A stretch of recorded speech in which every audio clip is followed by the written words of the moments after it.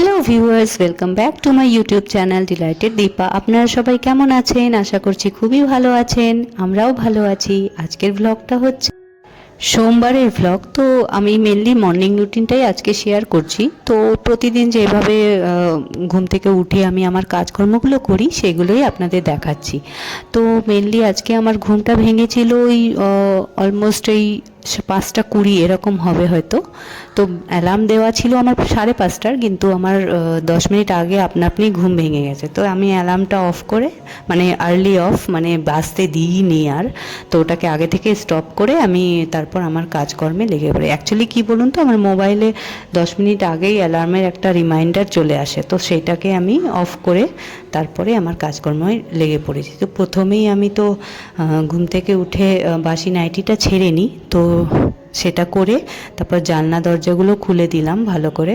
আর আমার হাজব্যান্ড, আমার মেয়ে এখনও ঘুমোচ্ছে, তো ওদেরকে আমি চাই না ডিস্টার্ব করতে। যেহেতু রাতে এসি চলছিল, তো আমি কি করেছি, এসিটাকে অফ করে ওই দরজা জানলাগুলো বন্ধই রেখেছি, যেহেতু ঘরটা এখনও ঠান্ডা আছে। তো আমি ভাবলাম ওরা ঘুমোচ্ছে, ঘুমোক, দরজা জানলাগুলো বন্ধই রাখি। তো বেডরুমের দরজা জানলাগুলো আমি বন্ধই রেখেছি, ওরা ঘুমোক। আর এমনিও আমি কাজকর্ম করব, আমার কাজকর্মের শব্দ পেলে আমার মেয়ে উঠে যেতে পারে। তো সেই কারণে আমি আস্তে আস্তে আমার কাজকর্মগুলো করছিলাম।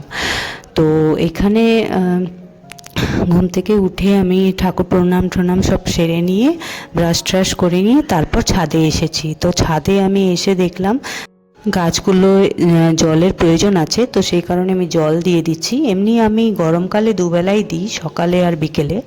তো শীতকালটায় একবেলা দিলেও হয়ে যায়, কিন্তু ওই সকালে ডিউটিতে একবার দিয়েই থাকি। মাঝে মধ্যে যখন বৃষ্টি টিষ্টি হয় তখন জল জল থাকে, সেই সময়টা আমি দিই না। তো আজকে দেখলাম শুকনো হয়ে গেছিলো মাটিগুলো, তো জল দিয়ে দিলাম, দিয়ে আমি একটু হাঁটাহাঁটি করে নিলাম। আর আজকে প্রচুর পাখি আম গাছে চুঁচু করছিল বিশাল জোরে, মানে পাগলের মতো। আপনাদেরকে একটু পরেই দেখাচ্ছি সেটা। তো আমার এখানে দেখলেন এই লাল ফুল হয়েছে, 12খানা ফুল ফুটেছিল। তো এখনও লাল ফুলটা ভালো করে ফুটে ওঠেনি, একটু পরেই ফুটবে। এখনও কড়ির মতোই দেখাচ্ছে, একটু একটু ফাঁকা হয়েছে, মানে মুখটা একটু একটু খুলেছে। একটু পরেই দেখবেন খুব সুন্দর বড় করে ছড়িয়ে উঠবে ফুলটা, খুব সুন্দর লাগে। তো আমার স্নান পুজো করার সঙ্গে সঙ্গে এগুলো একটুখানি আরও বড় হয়ে উঠবে ফুলে। তো সেই সময় ভালো লাগবে, আপনাদের দেখাবো। আর এখানে কমলা ফুল, কমলা কালারের ফুল, জবা ফুল, এটাও, তো সেটাও দেখলাম। আর গোলাপি ফুলটা প্রথমে একটু কড়ির মতো দেখায়, কিন্তু ওটাও ফুটে ওঠে। আর সাদা ফুল দেখে তো আমার মন জাস্ট মানে খুশিতে নাচছিল, এত সুন্দর লাগছিল সাদা ফুলগুলো, খুব সুন্দর লাগছিল।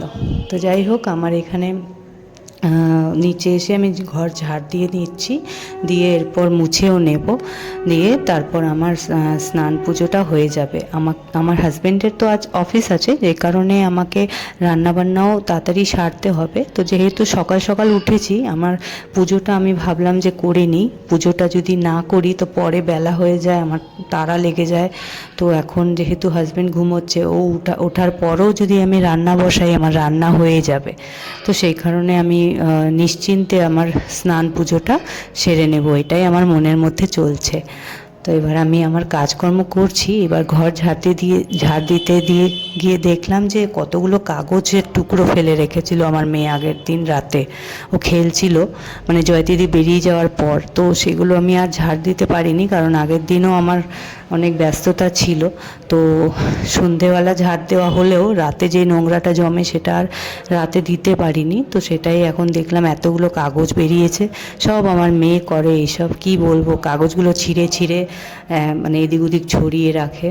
আর আমার ডায়েরি পেলে ওর মধ্যে আবার পেন দিয়ে আঁকবে। আপনাদেরকে একদিন ডায়েরিটা শেয়ার করব, কি দশা করেছে ডায়েরিটার, আর কি আর বলবো। তা যাই হোক, আমার ঘর মোছা হয়ে যাচ্ছে। তো আমি ওই যেই ঘরে আমার মেয়ে আর হাজব্যান্ড ঘুমোচ্ছে সেই ঘরটাও মুছবো, কিন্তু আপনাদেরকে তো সেটা দেখাতে পারবো না।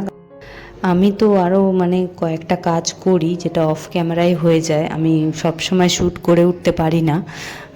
যেমন ডাস্টিং ফাস্টিং এগুলো হালকা করে নেওয়াটা, এটা আমার মানে হতেই থাকে, এগুলো আর আলাদা করে শ্যুট করব কি? এমনিতেও আমার যখন আমি ব্লগটা শ্যুট করি না, আমার এতগুলো কন্টেন্টের মধ্যে বিশাল বড় হয়ে যায় ইয়েগুলো, ভিডিওগুলো। তো যেই কারণে আমার একটুখানি এডিটেও সময় লেগে যায়।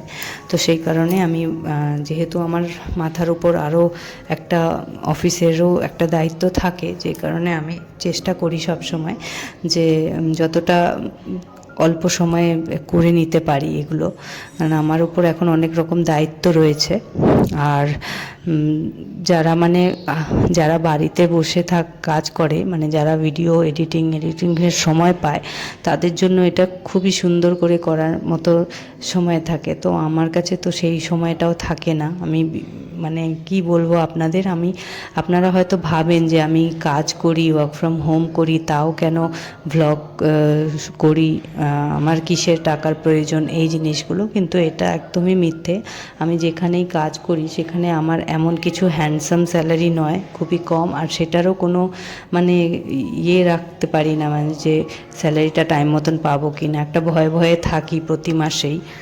তো যেহেতু বাচ্চা ছোট, আমি এখন বাধ্য হয়ে কাজ করছি ওয়ার্ক ফ্রম হোম, কিন্তু আমি আগে অফিসে গিয়েই কাজ করতাম। তো আমি চাই আমার মেয়ে আর একটু বড় হোক, তারপর আমি একটা কিছু ভাববো সেটা নিয়ে। এখন তো ও অনেক ছোট, আমাকে এইভাবেই কাজ করতে হবে, এইভাবেই কাজ করে।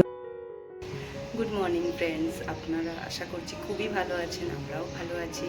আর আজকে সোমবার, তো সকাল সকাল অনেকগুলো কাজ করলাম, আপনাদের দেখিয়েওছি। তো সেই সব কাজগুলো সেরে আমি স্নান করে নিয়েছি, এবার আমি পুজো করতে যাব।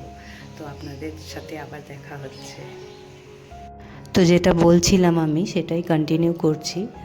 তো মানে আমি বলতে চাইছিলাম যে বাড়িতে বসে যদি কিছু একটা ইনকামের মানে রাস্তা আমি খোলা রাখি, তাহলে আমার যেহেতু ভাড়া বাড়ি থাকি, তো প্রচুর খরচ, আর মেয়ে হওয়ার পরও খরচ, মানে ডেলিভারির পরও বাচ্চাদেরও তো অনেক রকম খরচ থাকে, সেই সব মেনটেন করে উঠতে পারবো না। কারণ যেখানে আমরা থাকি সেটার ভাড়াটা অনেকটাই বেশি বাড়ি ভাড়াটা। তো এত কিছু আমার হাজব্যান্ড একা কী করে ম্যানেজ করবে? তো আমি একজন হেল্পিং হ্যান্ড। আর যেহেতু আমি প্রথম থেকেই চাকরি করেই অভ্যস্ত, তো আমি নিজেও চাকরি ছাড়া বসে থাকতে পারি না। আমার মাথাও মানে মনে হয় যে আমি কেন বসে আছি, তো আমার ওই মনে হয় কিছু একটা করা উচিত। সেই কারণেই আমি চেষ্টা করতে থাকি কোনো না কোনো জবের মধ্যেই নিজেকে ব্যস্ত রাখার। তো ওই কারণেই আমি কাজ করি, জব করি। কিন্তু যেহেতু আমার টাকার আরও অনেক প্রয়োজন, মানে আমার খরচ অনেকটা বেড়ে গেছে, যে কারণে আমার খুবই হয়, মানে অসুবিধা হয়। তো আমি ভাবলাম যে যদি ইউটিউবের মাধ্যমেও কিছু ইনকাম করতে পারি, তাহলে আমাদের সংসারটা ভালোভাবেই চলবে।